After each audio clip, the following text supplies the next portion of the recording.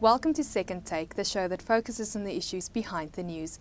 Joining me today is Engineering News editor Terence Creamer, who has been studying the recently released draft Second Integrated Resources Plan for Electricity.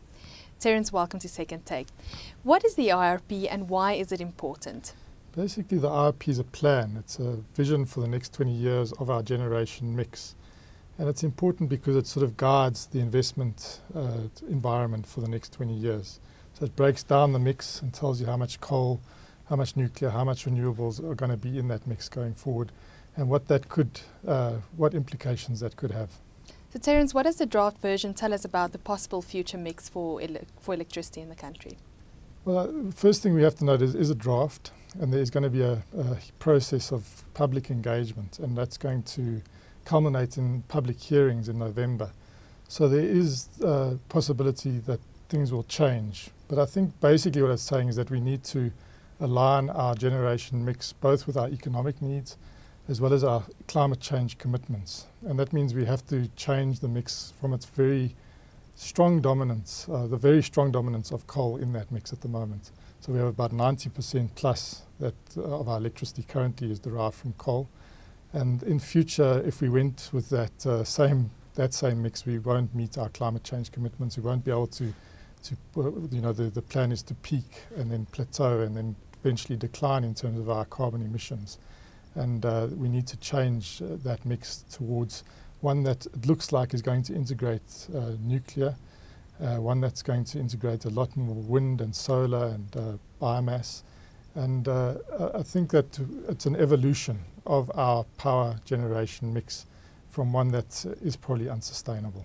Two key factors shaping the plan is South Africa's commitment to climate change and the price path. Does this draft plan shed any light on these two issues?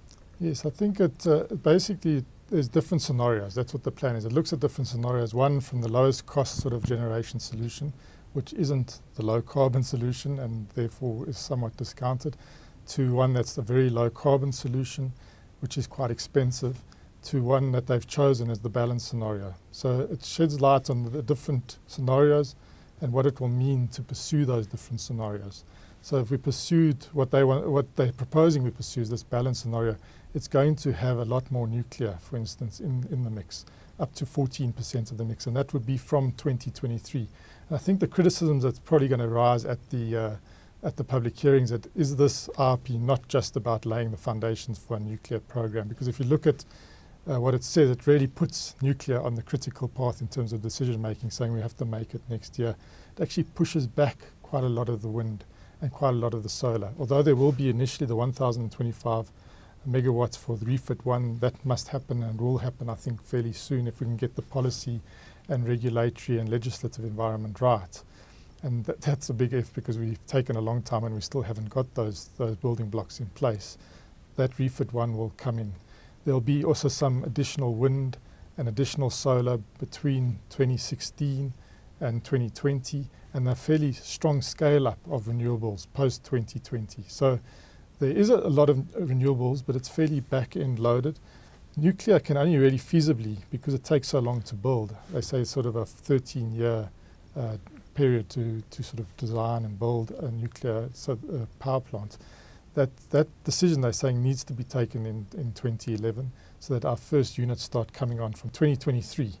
And that's also when a lot of the coal capacity starts moving out of the system, the existing coal. So we have to look at, are we going to have plans to replace purely with nuclear, with wind, or with other coal, and will clean coal come into it? And then the issue around the price path. This is quite a big issue, because we have to have a price path that is aligned to our economic objectives. And already, even with the balanced scenario, they're saying we're going to go to a real price path of over 100 cents per kilowatt hour from the current level of about 45 cents kilowatt hour. And that means that it has implications for how we design this economy going forward. Now, we know that the policy environment says mineral beneficiation is key. We also know that we want to upscale our industrial base. Those two activities, by their very nature, are energy intensive. So if you go way above the 100 cents a kilowatt hour, you're going to have some problems in competing with mineral beneficiation. And that's why they're saying the balanced scenario, yes, it doesn't take us fully down the low carbon route, but they show an interesting graph of diminishing returns in terms of the low carbon power generation mix. And that's a fairly interesting graph, which I'm sure is going to be highly contested at the public hearing. But it basically says that for 8% more capital, you get 30% carbon emission savings versus the base case scenario, which is the low cost scenario. But to move from the balanced scenario to the low carbon scenario requires a lot more capital for only a 10% saving on carbon emission. That's why they're saying, to be realistic in terms of balancing all the different things that you need to do in an economy and keep the lights on sustainably, you need to go with this sort of mix rather than leapfrog immediately to the low carbon scenario. But I'm sure going to be a highly contested point, and we'll see where it all ends up. Terence, thank you very much. That is the Second Take show for this week. Thank you for watching, and join us again next time for more news analysis.